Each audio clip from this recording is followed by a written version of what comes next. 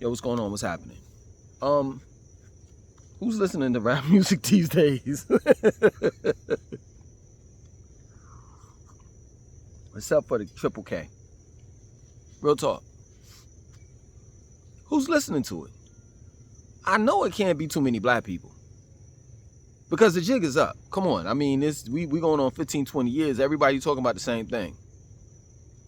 That's real talk. If it ain't about gang banging, smoking, selling drugs, drinking, being promiscuous, taking advantage of women, you know what I'm saying? Committing crimes, going to jail. I mean, what is the purpose of the point? Committing genocide to your own people. What is the purpose of the point of listening to rap music these days? For real. Black people no longer own rap music, or let alone hip hop.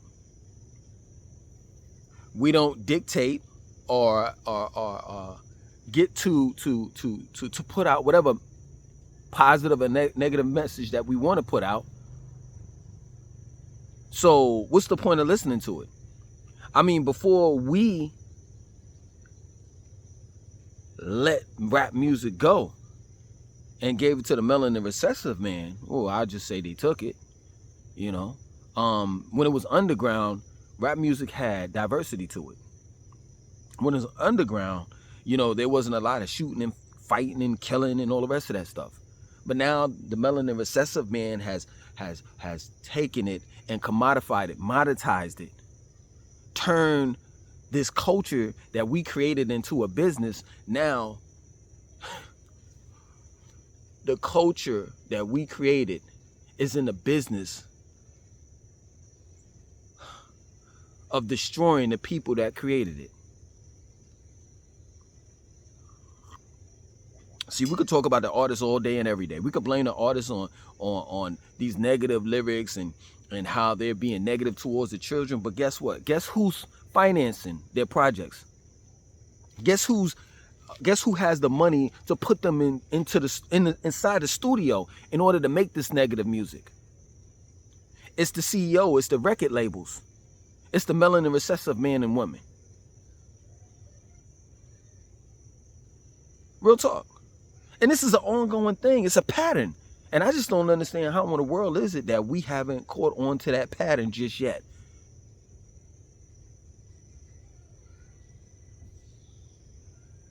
They took away rock and roll. They took away country music. They took away jazz. And now they've taken away hip hop. Hip hop been dead. Ever since Nas said about 15, 20 years ago. So what are we listening to now? And who's the target market? Who's the main audience? Who's supporting this music that's literally destroying our communities? Oh, I could tell you, The Walking Dead. And you know exactly who I'm talking about. That's real talk. Who is listening to rap music these days? It is not black people. Because I hear not just people my age, because I know what you're going to say. It's an age thing. You know what I'm saying? Unk, whatever the hell you call me. Unk. It's an age thing. See, you don't like today's music. Nigga, please. I hear young folks bitching and complaining about the music that's out nowadays. So it's not just me complaining. And most of the people that's complaining are black. They want to take hip hop back. But it's too late. It's gone. It's far removed from the block parties, the house parties, the mixtapes. That's real shit.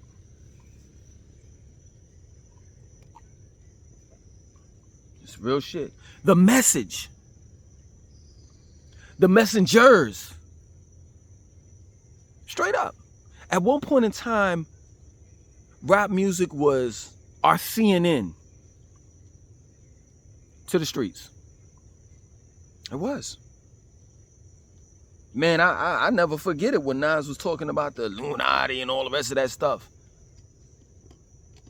You know how many rappers in the early 90s, that is, put me on the knowledge? You know what I'm saying? You had groups like rap groups like the Brand Nubians and Poor Righteous Teachers, single artists like Busta Rhymes and Eric B and Rakim, that rap group. They were 5%ers. A lot of them was kicking knowledge. Wu-Tang Clan, it was kicking knowledge. You know what I'm saying? A lot of rappers back in the days in the 90s was saying, yo, we got to protect our babies. We got to protect our kids, our seeds. You don't hear that shit nowadays. Rappers ain't about family.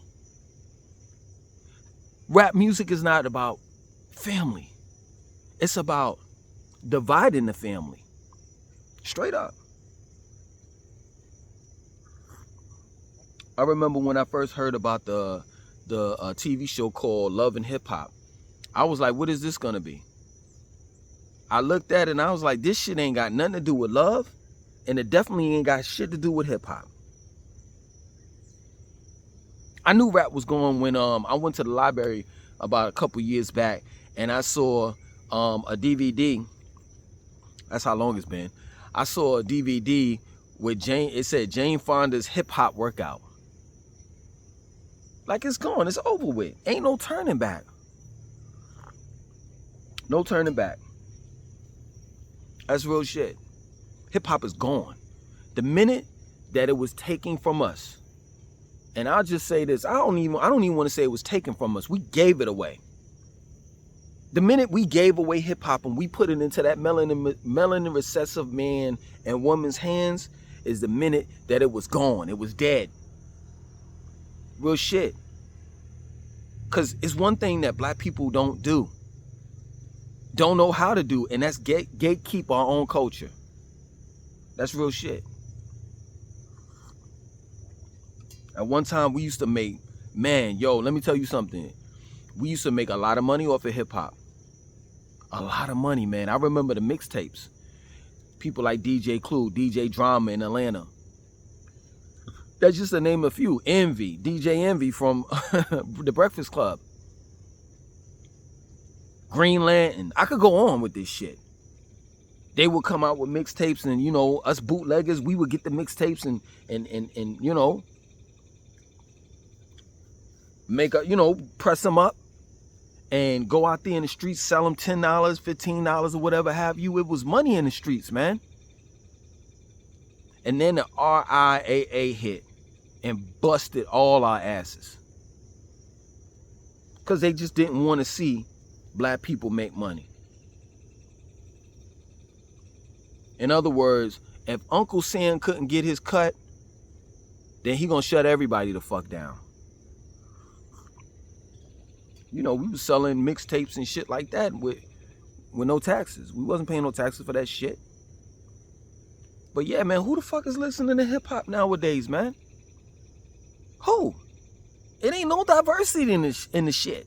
Ain't no blend tapes going on. It ain't no underground music. Ain't no conscious music. And I know what y'all gonna say. Oh man, what about Jid? People like Jid or Joey Badass and this and that and so forth. Man, that's what's his name? D1 and all the rest of the motherfuckers. Yo, that's like 1% of rappers. There's no diversity. It's just genocidal music. It's just music that's just so fucking negative till it doesn't make any sense. Rappers are not rapping about financial literacy. Rappers are not rapping about health being your wealth. Rappers are not rapping about this beautiful ass country that I'm living in. And you don't have to live in a hood. You don't. You don't have to have this fucked up street mentality. That there's hope for you.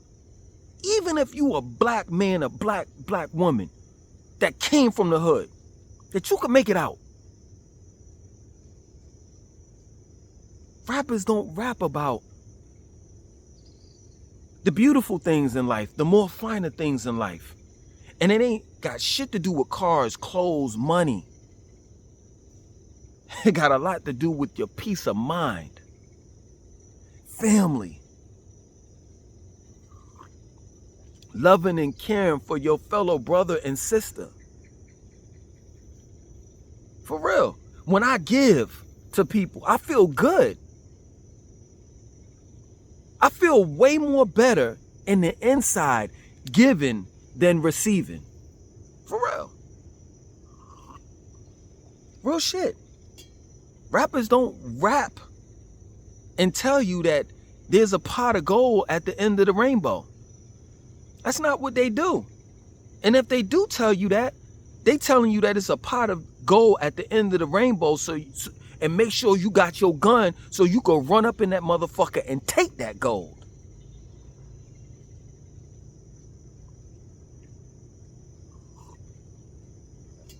Rap is done. It's melanin recessive people music now. Real shit. Because at the end of the day, something has to be mentally wrong with you if you're listening to that type of music and you're black. Straight up. Now I can see a melanin recessive man, a woman listening to listen to this rap music nowadays, because they ain't got shit to do with them. Nobody's rapping about unalive and melanin recessive men and women. Nobody's rapping about abusing and whoring out melanin recessive women. In other words, rap music is not a threat to the melanin recessive community. It was a threat back in the days when Public Enemy said fight the power. You got to fight the powers that be. Nowadays, rappers don't fight against, and they will not fight against, companies and corporations, let alone the government, but they'll work for them.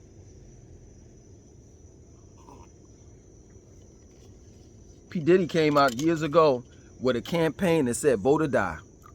And I said, yeah, man, he's been compromised.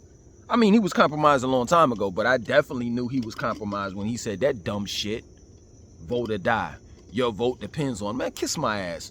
Shit been fucked up for black people when he said that years ago, all the way up to now. Fuck out of here. If voting really made a difference, man, I wouldn't even be doing this video. That's real shit. The journey, the change, the growth that you want is not in rap music. It's not in a brand. It's not in cars, clothes, money, jewelry, houses. It's in you. And I'll preach that if you want to say sermon till the day I fucking die. The inspiration, the motivation that you're looking for has to be self. It has to be, you have to harness that within you.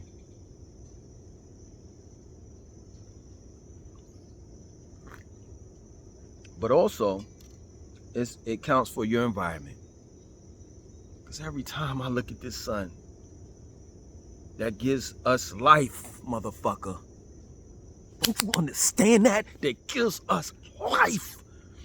If that sun, if Baba, the Father, the celestial Father, does not shine, we're done.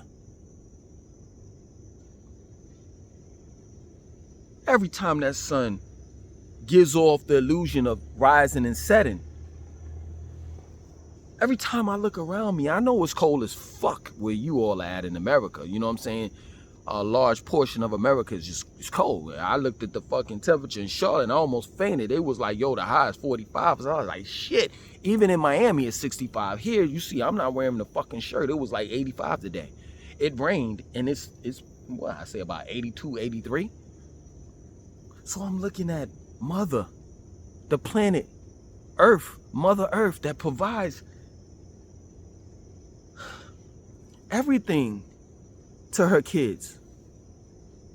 Like there's a plant in South America called Aretha plant. I think I'm pronouncing it right. Where you could take the leaf and rub it together and it turns into soap. She provides everything for us. You don't need no fucking grocery store. She provides everything. So every time I see the sun, Baba, and I see Mother Earth, whether you call her Ki, Gia, the list goes on, of names. I'm inspired. I'm motivated. Every time I hear Oshun, the ocean, I'm inspired and motivated. Rap ain't shit nowadays because it's being controlled, owned, and operated by melanin recessive beings that have no good intentions for the black man as well as the black woman. And if you don't like what the fuck I'm saying, get the fuck off my channel. You see, it's cool when Nick Fuentes voices his opinion about blacks, as well as Ben Shapiro. But the minute I come out and start talking facts, I ain't giving you my opinion, I'm giving you facts. Your melanin recessive people that have podcasts like Vlad TV and No Jumper and the likes that talk about how hip-hop is fell off, hip-hop ain't this and hip-hop ain't that, and the rappers are doing this and that and so forth, and it's negative and blah, blah, blah, blah, blah. But stop blaming the inner city rappers that sign these deals, these 360 deals. Stop blaming these inner city rappers that ain't got a pot to piss in. And start blaming the record labels. Start blaming your race. Because it was all good when we was doing positive shit. It was all good. But they had to throw in what? What tore the positive apart and issued in a new era of hip hop? Niggas with attitudes. Real shit. And that was the downfall. I'm not gonna put all of the blame on the NWA. And like I said, you know, you gotta blame the CEOs and the small hats, if you get my drift, of these record labels. But that was the downfall. I was there. I seen it with my own eyes. I was in New York, the birthplace of hip hop. I remember the most gangster motherfucker listening to De La Soul, Poor Righteous Teachers, Brand Nubians, come on, A Tribe Called Quest. But as soon as niggas with an attitude hit, the whole wave changed. I never fucked with this dude, but I do love to see when a black man is free from the physical bars that he's placed in. So, yo, much respect to Max B, the Wave King. You know what I mean? You know, him being out on jail, you know, out of jail or whatever. I've never been a fan of his music or whatever, but I just, you know, I love seeing a black man free from those physical bars. But now we need to break the mental ones. And the mental ones will have your ass doing life until you 6 feet under. Straight up. If anyone were to ask me, what jail would you want to be in? A mental one or a physical one? I would always go with the physical. Because at least I can see my chains. At least I can see the bars. But a lot of motherfuckers are walking around here free. Because they're not in a cell. Thinking they free. But mentally they locked up. Who the fuck is listening to rap music these days? Except for The Walking Dead. The ones that love to see when the sun goes down.